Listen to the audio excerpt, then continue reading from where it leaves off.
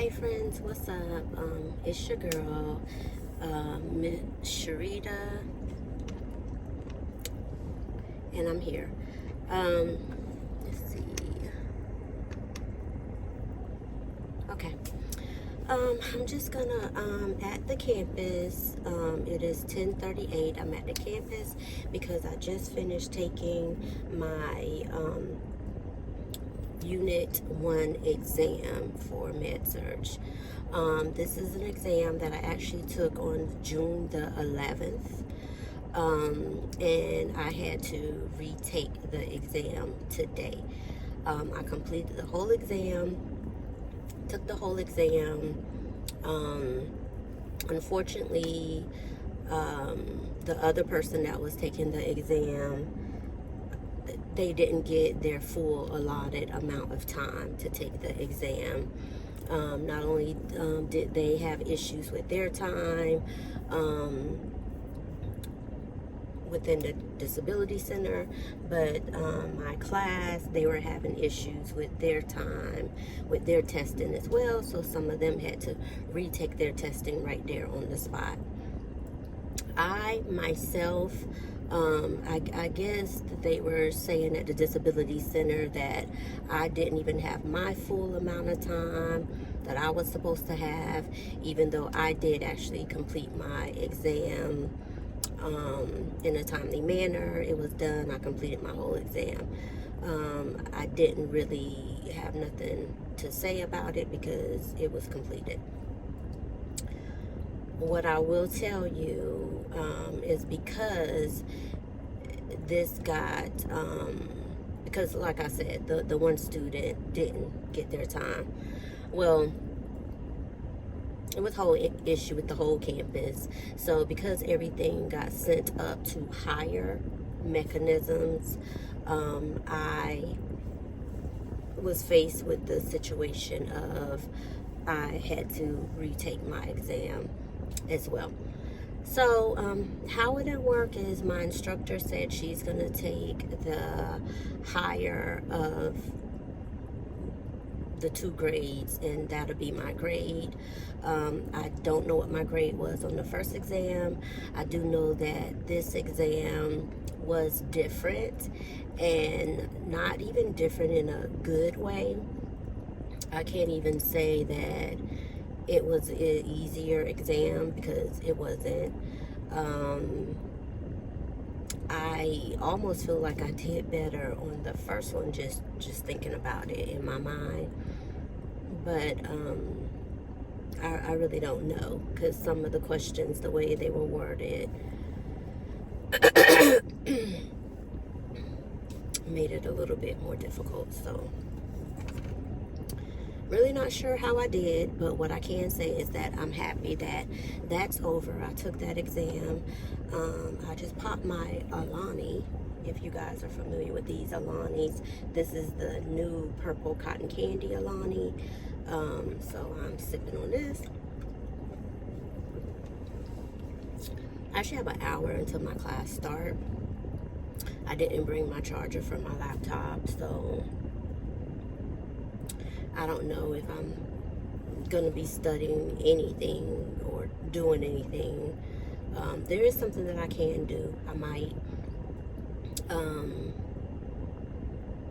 well, I got time, so I'll probably go to my student building and eat a snack, eat some chips that I got in the trunk, and sit down. I do have to do a medication management template, so I can go ahead and do that.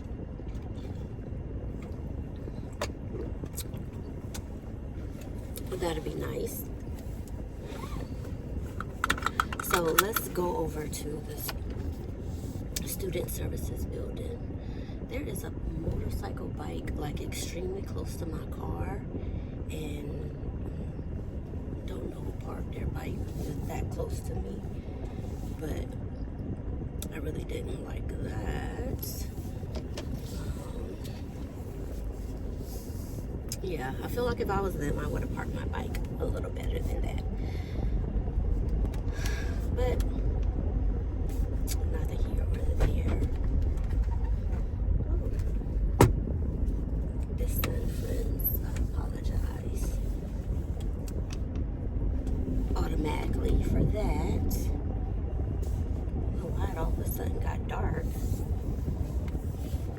it's not raining or anything. It's weird.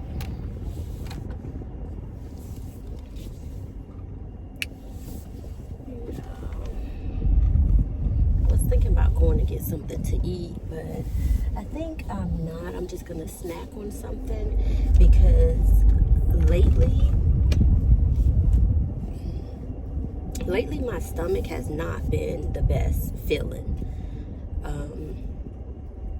So I just feel like I'm having all kind of gastro issues and stuff like that going on. So it's not like I'm sick feeling or anything, but it's digestive issues is what I'm having, a lot of digestive issues. So it's neither here, that's that on that. I do got extra time where I could get a parking pass, but I don't think I have all my documents because I have to have my registration, vehicle registration, which I don't think is in my purse, and my insurance card. So it would have been nice if I had that. But yeah, I guess for an hour I'll do some work, but I definitely want to find an area where I can sit down and do some work in peace and quiet. It would be nice if I could get one of the rooms, so nobody could come in the room and I could just do everything I need to do. That would actually be nice if I was able to do that. But yeah, let me just park over here.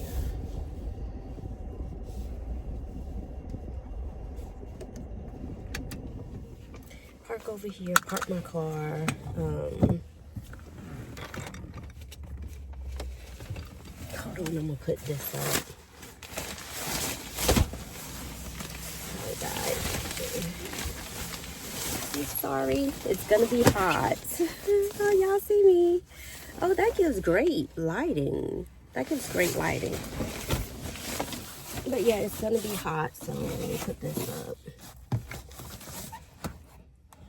It's already starting to get hot, and I got a sweatshirt on, but my classroom will be cold, so that's okay. And I got a shirt on under this, so I can always take it off. So yeah, now look at our lighting. Now we ain't got no lighting from the lighting that I had. So yeah, and I told you guys I was going to try to do better when it comes to like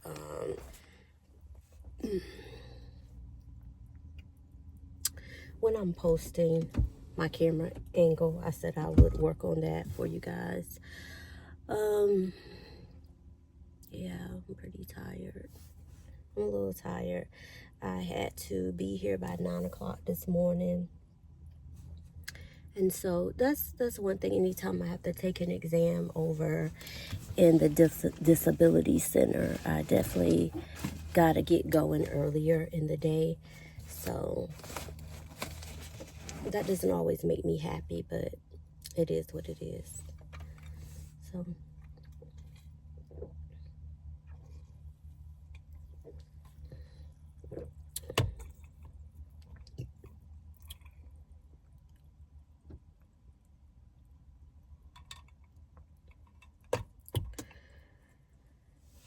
but yeah,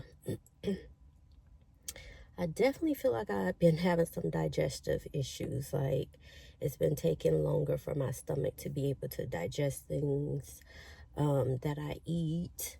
And it's only sometimes, and I don't like that because I feel like today, like I didn't even eat much. I ate my normal protein bar this morning before testing, and then it's like I sit down and then my stomach is making all kind of digestion sounds, so which is a distraction a bit to me, and that can be a distraction to others. It wasn't loud, nothing like that, but I definitely don't like that, because a person just could have thought I was hungry. But I don't like that because I did eat something, and I noticed that seems to be an issue now with my stomach. But anyhow, I have a doctor's appointment that's going to be coming up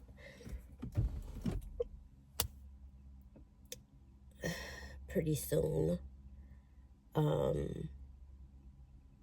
with my doctor. And so I have a whole list of things that I need to talk to my doctor about.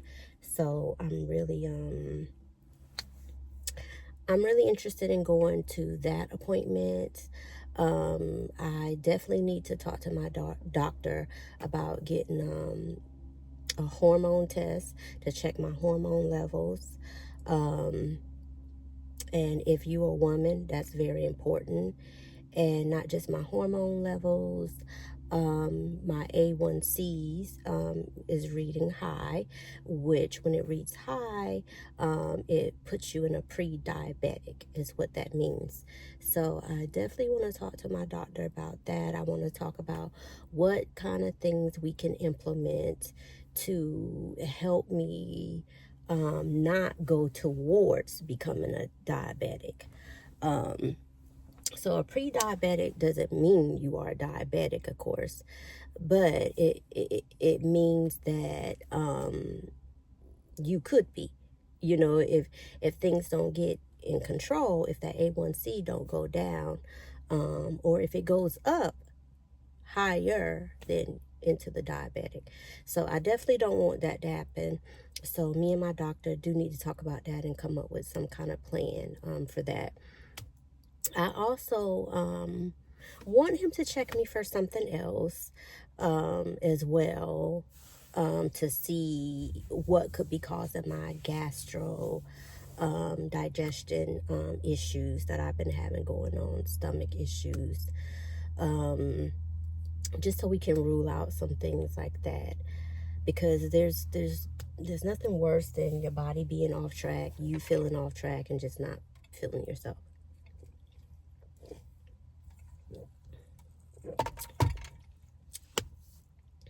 So that is highly the truth. So I think I'm going to get out the car. I'm going to go ahead and go into the building, like I said. Yeah, and try to get my medication management template done, because that is one I'll need tomorrow. Well, I won't need it tomorrow. Tomorrow I have clinicals at the hospital. So one of the paperworks I got to turn in with my clinical paperwork is my medication template. So I got to go look and see what's the medication this week. And basically how the medication template works, we just look up that medication. It's a template, so the information is on the template. You just answer the questions that's on the template. So it's going to ask you about the adverse reactions. It's going to ask you about side effects.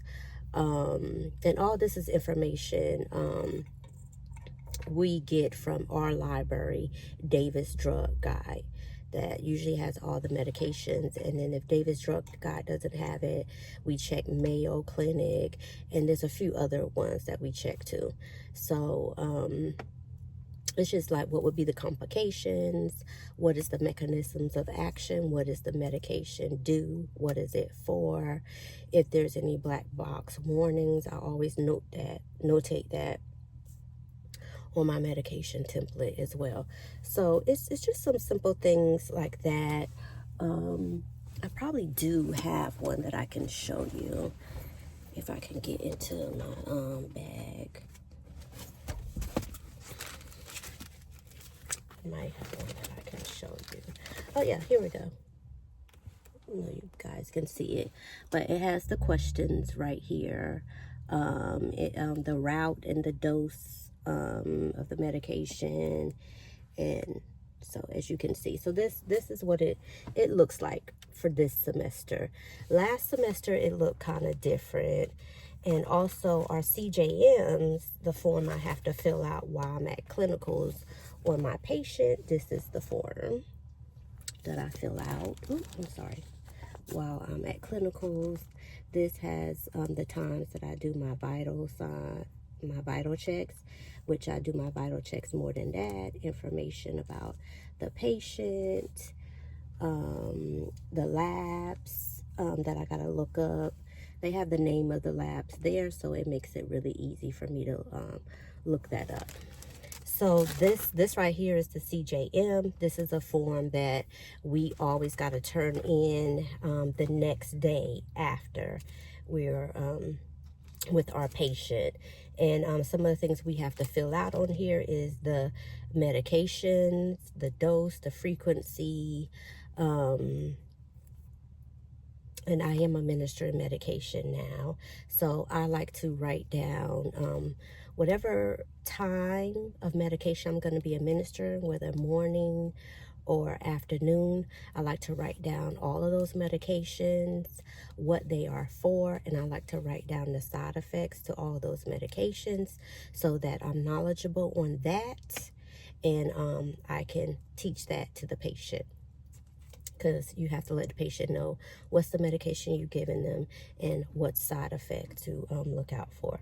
So also we have to put the patient's initials only, not their name, because of HIPAA, their date of birth, allergies, what code status, if they're a full code, if they're on any isolations. And I write down it's actually for the report received from the previous shift. So when you're getting the report from the nurse, that's the information I write in this box.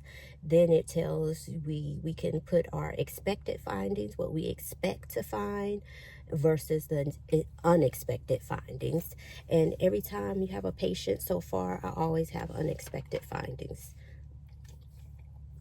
For example, I had a patient that had just,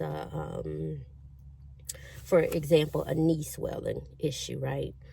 So it was, but that wasn't the name of what he had. But I expected to find knee swelling based upon what the diagnosis was, right?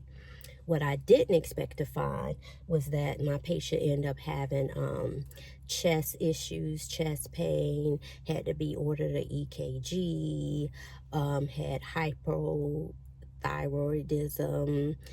Those were unexpected finds, things that I did not expect.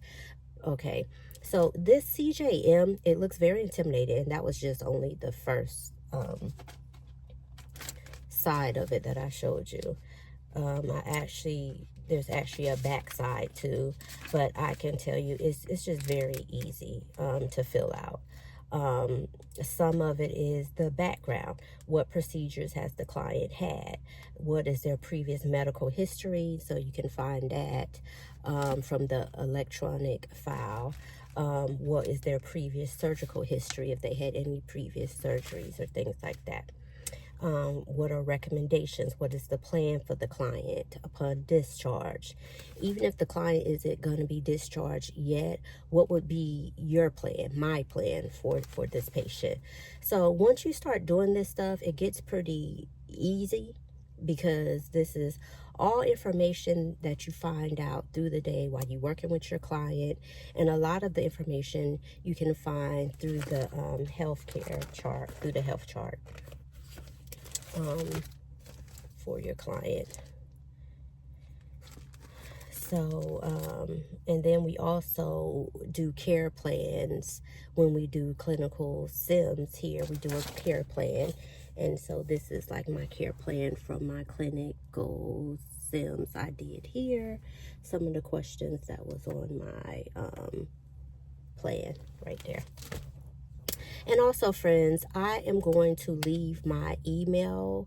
Make sure, I don't know if you guys got my email, but I'm going to leave it down in my description area, so that you can contact me if you want a copy of anything that I might have that I can give you a copy of. If you send me an email, I can just email you a copy. That would make it very easy. And like I said, the medication management, you're going to use these pretty much about every year. They're going to change. Okay, so like last semester, this was not how the medication form looked, but overall the same kind of information. Okay, but it was a different form. I guess that prevents us from using the same form for another class or whatever. All right, friends, well, this video is already 20 minutes in. So I'm gonna go ahead and go inside, and I will call you guys back. And again, if I didn't say it, this is Nurse Sharita Bonita, and I thank you again for tuning in, and I'll talk to y'all later. Bye.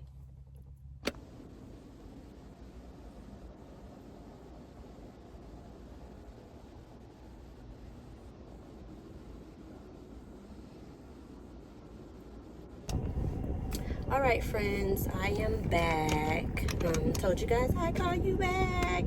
Okay, so class is done and I'm on my way home. So I don't know if I had told y'all earlier that my teacher did send me a message back, you know, about why my grade had dropped to an 84. It wasn't an 83, it was an 84.4. And the reason why it dropped, of course, because every exam is worth 18%. So it just means that basically it's going to be very hard to pass Med-Surg. I'm not going to hold you. I mean, it's going to be very hard to pass Med-Surg, because basically I just feel like my next exams I'm going to have to make at least a 90. Or I'm going to be passing by the skin of my little teeth. And I can tell you guys, I don't like that at all. I don't like that at all, because it wasn't like that for last semester. Our test percentages was not even this high, wasn't even 18%.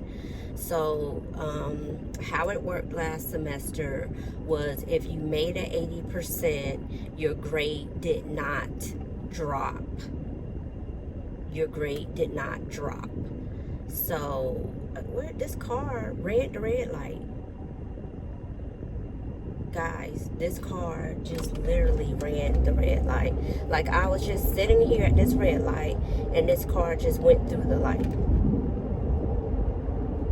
What is going on?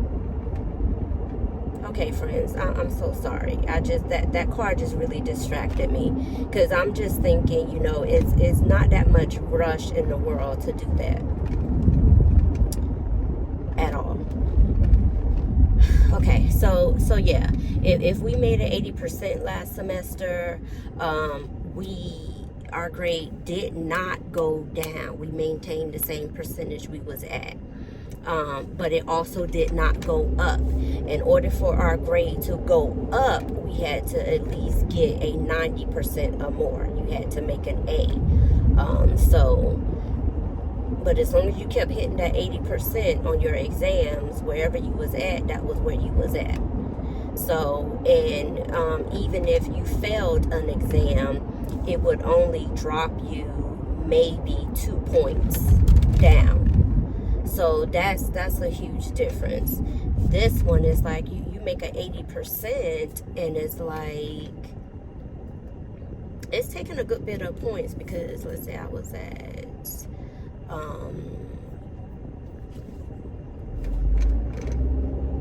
it dropped me down 6 points. It dropped me down 6 points and I hit 80%. So jeez, to tell you I'm not happy about that, I am not happy about that. But I mean, this is the real. This is what it's really like in nursing school. Not everything you're gonna like. Some things you're gonna have to work extremely hard for to get them. What's up with these cars? That car pulling out too far. What, sweethearts?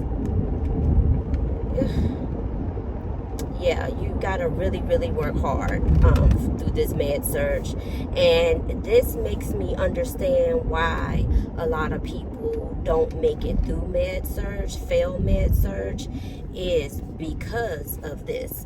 You don't have that wiggle room like I had last semester. I don't have that wiggle room. It's kind of like either you make it or you don't make it. So that's just what it is. I do not like this angle of the camera because it makes me look bigger than what I really am. So don't like that, but whatever. So anyhow, I said I was going to call you guys back. I hope you enjoyed this video. Don't forget to subscribe if you haven't subscribed. Don't forget to give this video a like. And like I said before, I'll have more videos to send out to you. Today, the rest of the day, I'm going to get ready for clinicals in the morning, making sure I'm prepared for clinicals, because now I do medication administration. So like I said, gotta make sure all my T's are crossed, all my I's are dotted.